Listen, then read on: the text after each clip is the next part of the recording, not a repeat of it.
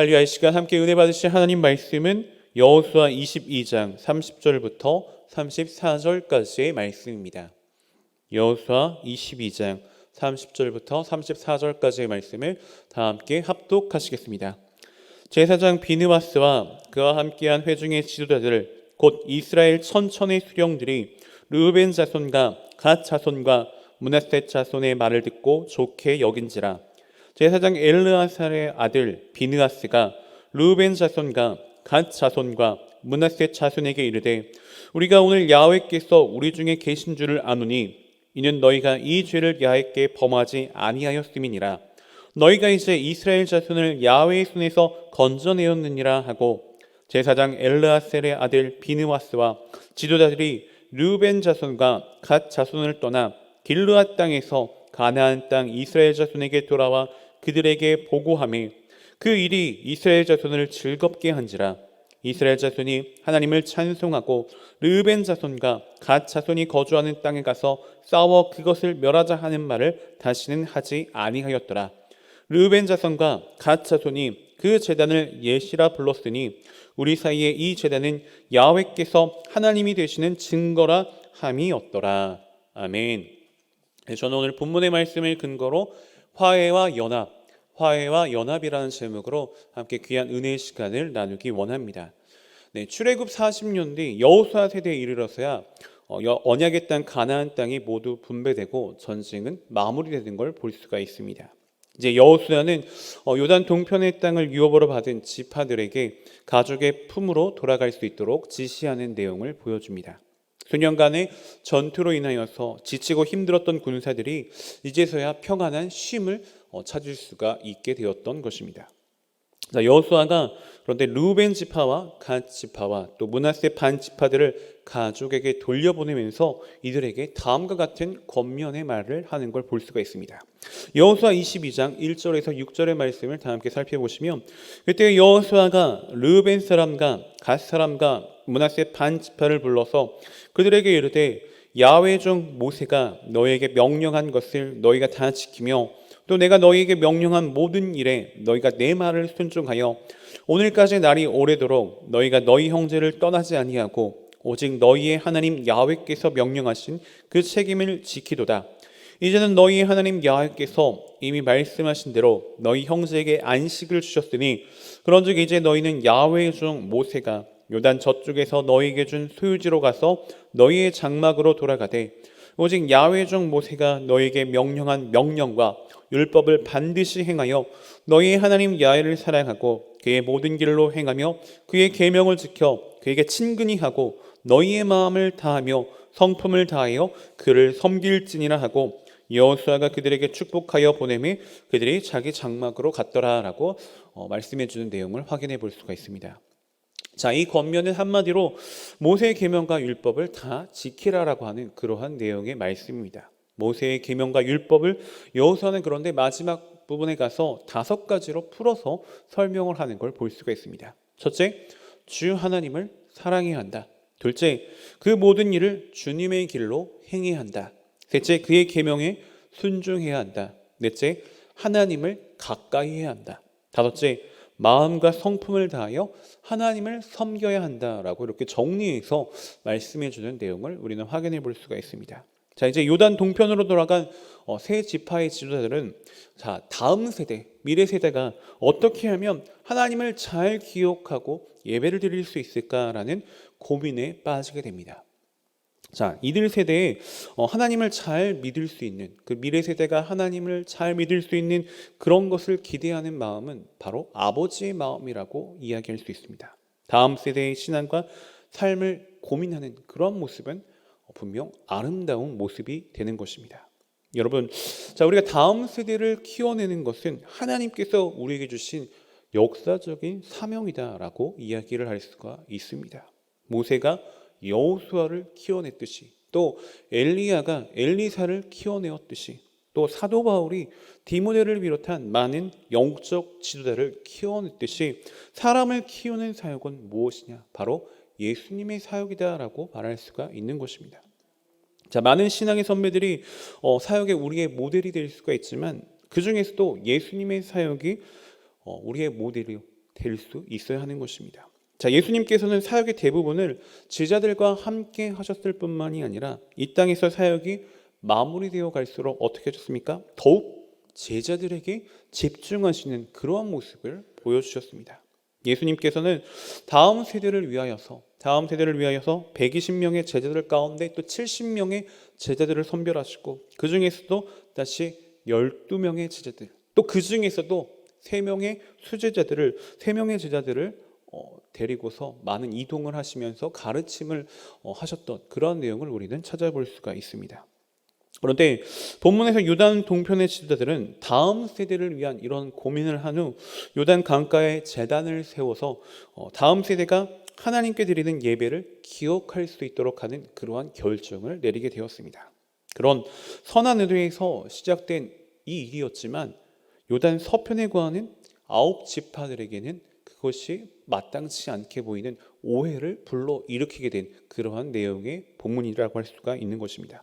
자, 여호수아 22장 10절에서 12절의 말씀을 살펴보면 르우벤 자손과 므낫세 반 지파가 가나안 땅 요단 언덕가에 이르자 거기서 요단가에 제단을 쌓았는데 보기에 큰 제단이었더라. 이스라엘 자손이 들은즉 이르기를 르우벤 자손과 갓 자손과 므낫세 반 지파가 가나안 땅의 맨 앞쪽 요단 언덕가 이스라엘 자손에게 속한 쪽에 제단을 쌓았다 하는지라. 이스라엘 자손이 이를 듣자 곧 이스라엘 자손의 온 회중이 실로에 모여서 그들과 싸우러 가려 하니라 라고 말씀해주고 있습니다. 자, 여러분, 요단 서편의 9지파들이 보기에는 요단 동편의 제단을 이렇게 건축하는 일은 하나님을 배도하는 일로 오해를 했었던 것입니다. 그래서 9지파 지도자들은 긴급 회의를 열었고 하나님의 거룩함을 지켜내기 위하여서 전쟁을 벌이기로 결정하여 계엄령을 선포하는 그러한 모습을 보여주게 됩니다. 왜냐하면 아간과 부월의 자와 같이 이러한 배도하는 이러한 행위는 이스라엘 민족 전체를 향한 하나님의 진노를 가져올 수 있을 것이기 때문이라고 그들은 판단했기 때문이었습니다. 그러나 동족 간의 전쟁을 일으키기 전에 진위를 파악하기 위하여서 지도자들은 제사장 비느하스와 10,000명의 두령들, 10명의 대표들을 요단 동편의 특사로 파견하게 됩니다.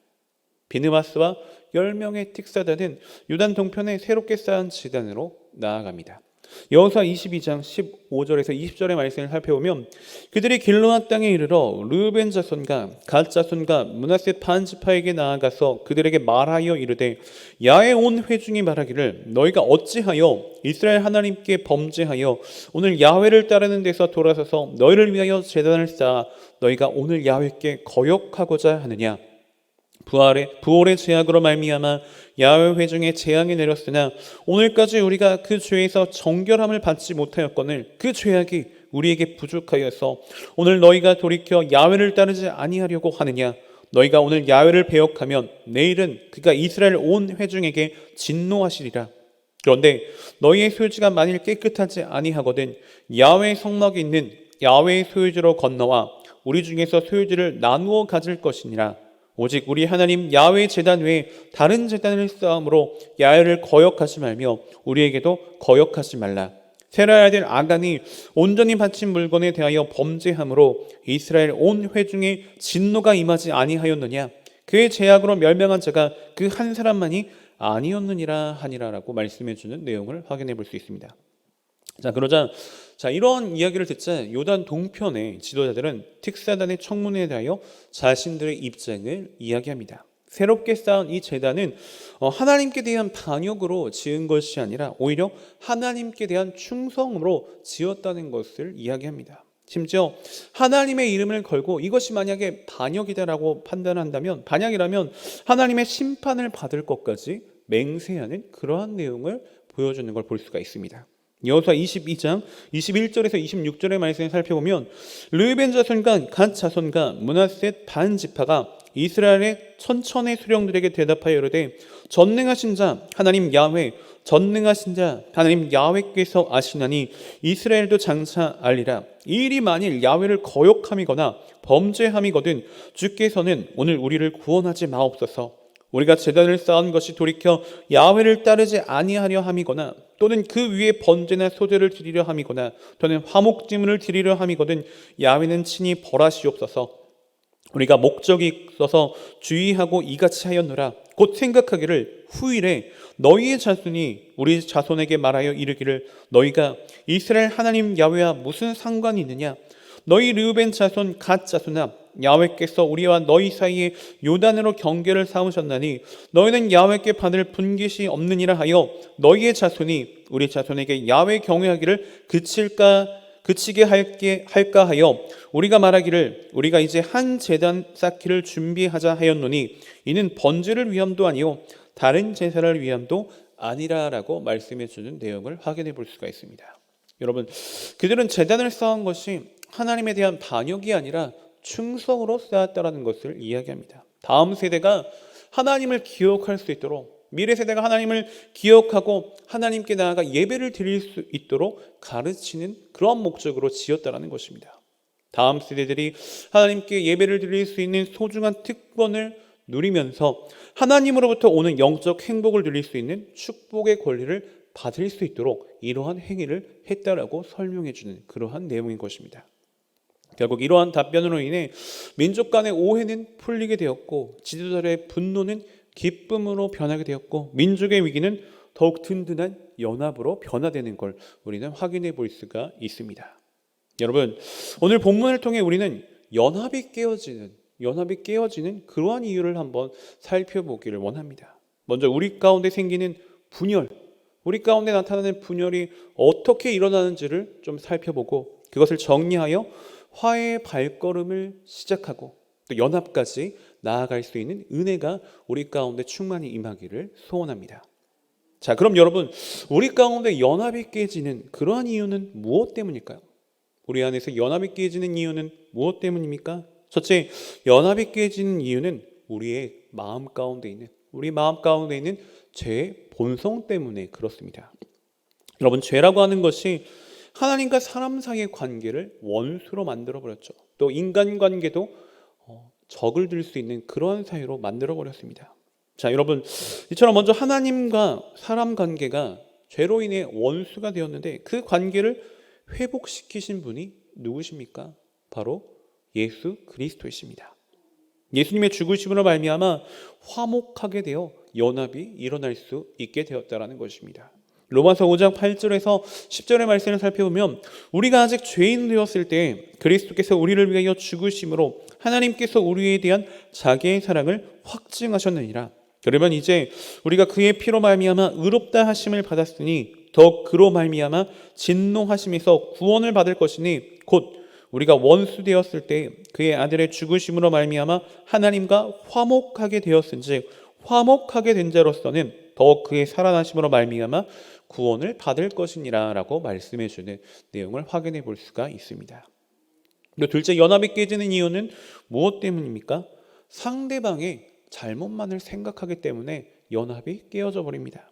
잘못이 상대방에게만 있다라고 판단하는 그 생각부터 분열은 시작하게 되는 것입니다. 서로가 상대방이 잘못했다고 생각했기 때문에 분열이 일어나고 연합이 깨진다라는 것이죠. 여러분, 자, 이렇게 분열이 깨지고 상대방이 잘못했다라고 하면은 원망을 하게 됩니다. 너 때문에 이러한 일이 생겼다라고 원망을 하게 되죠. 그런데 이 원망이라고 하는 것은 관계를 깨트려 버리는 굉장히 큰 지름길이 된다라는 것을 우리가 분명히 기억할 수 있어야 합니다. 이러한 사실은 어디서부터 파악할 수 있습니까? 인류의 조상 아담의 대답으로부터 우리는 파악할 수가 있습니다. 창세기 3장 9절에서 13절의 말씀을 살펴보면 야훼 하나님이 아담을 부르시며 그에게 이르시되 네가 어디 있느냐? 이르되 내가 동산에서 하나님의 소리를 듣고 내가 벗었으므로 두려워하여 숨었나이다. 이르시되 누가 너의 벗었음을 내게 알렸느냐? 내가 네게 먹지 말라 명한 그 나무 열매를 네가 먹었느냐? 아담이 이르되 하나님이 주셔서 나와 함께 있게 하신 여자 그가 그 나무 열매를 내게 주므로 내가 먹었나이다. 야훼 하나님이 여자에게 이르시되 네가 어찌하여 이렇게 하였느냐? 여자가 이르되 뱀이 나를 꿰므로 내가 먹었나이다 라고 말하는 그런 내용을 확인해 볼 수가 있습니다. 아담은 여자에게 핑계를 대고 원망을 했습니다. 또 여자는 뱀에게 핑계를 대고 뱀에게 원망을 하는 그러한 내용을 보여줍니다. 여러분, 죄로 타락해버린 본성은 나의 잘못은 말하지 않습니다. 내가 잘못한 부분은 말하려고 하지 않고 항상 다른 사람에게 핑계를 대고 다른 사람에게 원망을 하는 그런 모습을 보여준다는 것입니다. 여러분, 이 원망이라고 하는 것은 그런데 어떻게 됩니까? 이 원망이라고 하는 것은 결국에는 하나님과 사람 사이, 또 사람과 사람 사이 관계를 깨트려버리는 그러한 중요한 그러한 포인트가 되어버리고 만다라는 것을 우리는 분명히 기억할 수 있어야 하는 것입니다. 도대체 연합이 깨지는 이유는 무엇인가요? 상황이나 사건만 보고선 사람의 동기를 쉽게 판단해버리기 때문입니다. 눈에 보이는 상황과 사건만을 바라보고 상대방의 동기까지도 판단하게 되면 생각이 나누어지게 된다는 것입니다. 보이는 것이 전부라고 판단을 한다는 것이죠. 하지만 기억하십시오. 보이는 것은 무엇입니까? 그 사람의 일부밖에 되지 않는다는 것을 기억해야 하는 것입니다. 우리는 보이는 것을 가지고 마음의 동기를 판단하는데 너무나 익숙해져 있습니다. 분명히 마음에 있는 것이 언행으로 드러날 수 있긴 하지만 그것이 그 사람의 어떠한 가능성과 잠재력을 잃어버릴 만큼 큰 것은 아니라는 것을 우리가 알 수 있어야 하는 것입니다. 너무 성급하게 판단하고 결정을 내리지 않아야 한다는 것이죠. 자, 그런데 여러분, 자신에게 잘못이 없는데, 나에게 잘못이 없는데 화해를 주도한다라고 하는 것은 어떻습니까? 정말 어려운 일이 되는 것입니다. 그러나 화해를 위해 첫걸음을 내딛는 것은 누가 옳고 그른가에 대한 그러한 문제에서 벗어나는 것입니다. 성숙한 사람이 어떻습니까? 성숙한 사람이 먼저 화해의 손길을 내밀 수가 있는 것입니다. 여러분, 화해라고 하는 것, 이 화해라고 하는 것은 관계를 회복시키자 하는 소망이 기초하였을 때, 관계를 회복시키고자 하는 그러한 소망에 기초했을 때 내가 먼저 화해의 첫걸음을 내디딜 수가 있게 되는 것입니다. 여러분, 연합의 첫걸음은 무엇일까요? 연합의 첫걸음은 바로 화해입니다. 화해한다는 것은 다시 일치의 상태로 되돌이키는 것을 말하는 것입니다. 누군가 잘못을 저질러서 누군가 실수해서 그 일치가 깨어졌다 할지라도 두 사람 사이에, 두 공동체 사이에 잘못을 고백하게 되면 깨어진 연합은 다시 회복될 수가 있게 된다는 것입니다. 여러분, 우리가 하나님께서 받으시는 예배를 제대로 드리기 위해서는 반드시 무엇을 해야 합니까? 형제 사이에 원망 들을 만한 그런 일이 있다면 반드시 그것을 풀고 화해를 이루어야 한다는 것입니다. 예수님께서는 하나님이 받으시는 예배를 우리가 드리기 위해서는 형제 사이의 바른 관계, 올바른 관계를 회복한 뒤에 예배를 드려야 한다고 분명하게 말씀해 주셨습니다. 마태복음 5장 23절에서 24절의 말씀을 살펴보면 그러므로 예물을 제단에 드리려다가 거기서 내 형제에게 원망 들을 만한 일이 있는 것이 생각나거든 예물을 제단 앞에 두고 먼저 가서 형제와 화목하고 그 후에 와서 예물을 드리라라고 말씀해 주는 내용을 우리는 확인해 볼 수가 있는 것입니다. 사랑하는 여러분, 바로 옆에 앉아있는, 옆자리에 앉아있는 우리의 지체들과 먼저 화해를 할 수 있어야 합니다. 혹시 나의 가족 중에 한 사람과 화해해야 할 일이 있으십니까? 아니면 교회에서나 또 직장에서나 화해해야 할 그러한 사람이 있진 않으십니까? 가장 가까이에 있는 이 지체 사이의 연합이 이루어졌을 때 하나님께서는 우리의 예배를 진정으로 받으실 수가 있는 것입니다. 그런데 여러분, 우리가 연합을 이루기 위해서는 서로에게 진실한 마음으로 관심을 갖고 귀를 기울일 수 있는 그러한 여유가 우리 마음 가운데 구비되어 있어야 합니다. 연합은 다른 사람들과 아름다운 조화와 또 평안한 관계를 이루는 것입니다.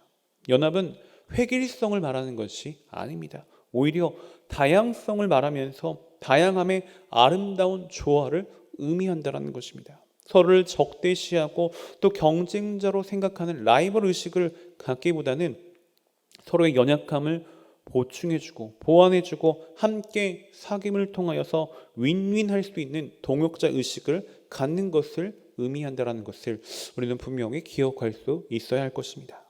여러분, 오늘 본문에서 서로의 오해가 풀려졌을 때 이전의 관계보다 더 깊은 관계로 연합하게 되는 것을 볼 수가 있습니다. 여러분, 우리는 예수님께서 십자가에 달리시기 전에 제자들을 위해서 기도하셨던 그 기도를 함께 살펴보면 연합의 중요성이 얼마나 중요한지를 알 수가 있게 되는 것입니다. 요한복음 17장 21절에서 23절의 말씀을 살펴보면 아버지여 아버지께서 내 안에 내가 아버지 안에 있는 것 같이 그들도 다 하나가 되어 우리 안에 있게 하사 세상으로 아버지께서 나를 보내신 것을 믿게 하옵소서. 내게 주신 영광을 내가 그들에게 주었사오니 이는 우리가 하나 된 것 같이 그들도 하나가 되게 하려 함이니이다. 곧 내가 그들 안에 있고 아버지께서 내 안에 계시어 그들로 온전함을 이루어 하나가 되게 하려 함은 아버지께서 나를 보내신 것과 또 나를 사랑하신 같이 그들도 사랑하신 것을 세상으로 알게 하려 함이로소이다 라고 말씀해 주는 내용을 확인해 볼 수가 있습니다. 여러분, 예수님께서는 하나님과 하나가 되셨습니다. 그래서 예수님께서는 제자들과 연합하기를 원하셨던 것입니다. 여러분, 우리의 연합은 무엇을 통해 가능합니까? 우리의 연합은 성령 안에서, 성령을 통해서 가능한 것입니다. 한 성령 안에 함께 거하며 저마다의 부르심의 소망을 따라 움직이며 또 주어진 달란트를 따라 작은 일에 우리가 충성했을 때 주님께서 원하시는 아름다운 연합이 이루어질 수 있게 된다는 것입니다. 에베소서 4장 1절에서 6절의 말씀을 살펴보면 그러므로 주 안에서 갇힌 내가 너희를 권하노니 너희가 부르심을 받은 일에 합당하게 행하여 모든 겸손과 온유로 하고 오래 참음으로 사랑 가운데서 서로 용납하고 평안에 매는 줄로 성령이 하나 되게 하신 것을 힘써 지키라. 몸이 하나요 성령도 한 분이시니 이와 같이 너희가 부르심의 한 소망 안에서 부르심을 받았느니라. 주도 한 분이시요 믿음도 하나요 침례도 하나요 하나님도 한 분이시니 곧 만유의 아버지시라. 만유 위에 계시고 만유를 통일하시고 만유 가운데 계시도다. 아멘. 사랑하는 여러분, 우리는 분열해서 연합으로 나아갈 수 있어야 합니다. 그러한 연합을 이루기 위해선 무엇이 필요합니까? 우리 마음 가운데 있는 원망, 이 원망이 사라질 수 있어야 합니다. 원망의 자세에서 서로를 격려하고 또 칭찬할 수 있는 그러한 아름다운 자세를 우리 마음 가운데 갖출 수 있어야 합니다. 죄의 모습이 우리 가운데 있다 할지라도 죄를 다스릴 수 있는 우리 모두가 되어야 하는 것입니다. 남을 원망하고 비판하고 비난하기보단 우리의 연약함을 인정하고 서로를 포용할 수 있는 그러한 공동체 의식을 가질 수가 있어야 하는 것입니다. 또한 보이는 상황과 사건으로 사람에 대해서 섣부르게 판단을 내리기보단 보이지 않는 내면의 움직임을 볼 수 있는 그러한 영적 통찰력을 우리가 갖출 수 있어야 할 것입니다. 여러분, 하나님께서는 우리가 화해하고 하나로 연합되기를 그 무엇보다 원하고 계십니다. 하나님께서 원하시는 이런 아름다운 연합을 이룰 수 있는 저와 여러분, 우리 모두가 되시기를 주님의 이름으로 소원하고 축복하며 말씀을 마치겠습니다. 기도하시겠습니다. 하나님의 사랑과 자비가 풍성하신 참으로 좋으신 하나님, 오늘 말씀을 통해 깨달음을 주시고 지혜를 주시니 감사드립니다. 오늘 저희들에게 주신 말씀과 같이 하나님께서 원하시는 그러한 아름다운 연합을 이룰 수 있는 저희들 될 수 있도록 주님 인도하여 주옵소서. 죄를 다스릴 수 있는 그러한 자가 되게 하시고 형제를 원망하는 그러한 모습에서 칭찬하고 격려하는 아름다운 모습으로 저희들을 변화시켜 주시고 늘 성령의 인도하심 가운데 형제를 용서하고 화해하며 주님의 뜻을 이룰 수 있는 지혜로운 우리 모두가 될 수 있도록 주님 인도하시고 축복하여 주시옵소서. 거룩하신 하나님, 이제 또 저희가 정성껏 준비한 예물을 주님 앞에 드립니다. 드려지는 모든 손길 가운데 주님의 하없는 은혜와 사랑으로 가득히 채워주시고 이 예물이 쓰여지는 모든 곳 가운데 그리스도의 영광만이 아름답게 드러나게 하여 주시옵소서. 감사드리며 모든 말씀 따라 역사하시는 나사렛 예수 그리스도를 받들어 간절히 기도 올리옵나이다. 아멘.